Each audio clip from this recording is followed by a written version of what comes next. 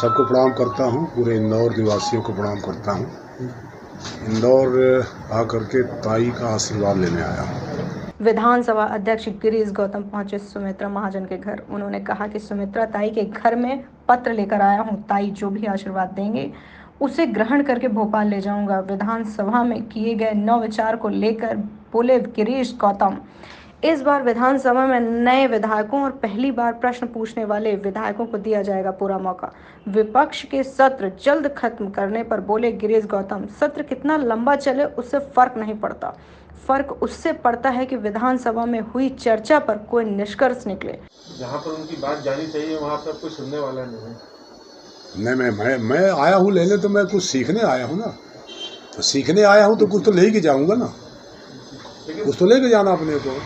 यदि हम आए हैं, पात्र लेकर खड़े हुए हैं, हमारे पात्र में जो ये डाल देगी वो लेकर के मैं चला जाऊँगा। मैं तो पात्र लेकर के खड़ा हूँ उनके सामने ना।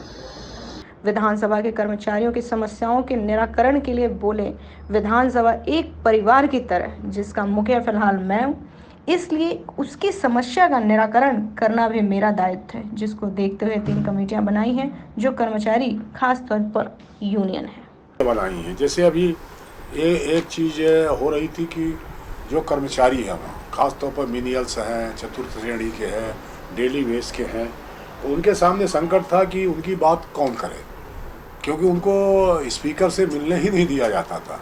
तो हमने ये नवाचार किया कि भाई हम स्पीकर आए, परिवार के मुखिया हैं, उनको हमसे मिलने क्यों नहीं दिया जाता।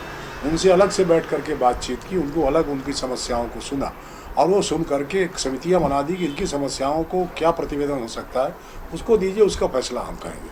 जैसे एक छोटी बात आपको बताते हैं, 8 साल 10 साल हो गया, जो संपदा से जो मकान निर्माण होते हैं उन मकानों के निर्माण में विधानसभा को भी एक हक है, उसका कोटा तय है, 3 से 5% हमको भी मकान मिलना चाहिए।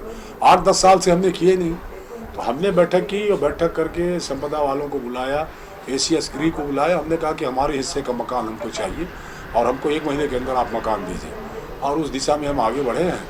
और उन्होंने कहा भी है कि 40 के आसपास मकान हम ऑलरेडी दे देते हैं, आप सूची दीजिए, हम तत्काल अलाट कर देंगे। इस तरह से छोटी छोटी बातें थी जिनको हमने करने का प्रयास किया कि आखिरकार वो भी तो उसी परिवार का सदस्य, मेहनत करता है, रात दिन करता है, और उसकी भी नहीं सुना, केवल विधायकों की सुन करके चले जाएं, ये भी शायद ठीक नहीं होगा।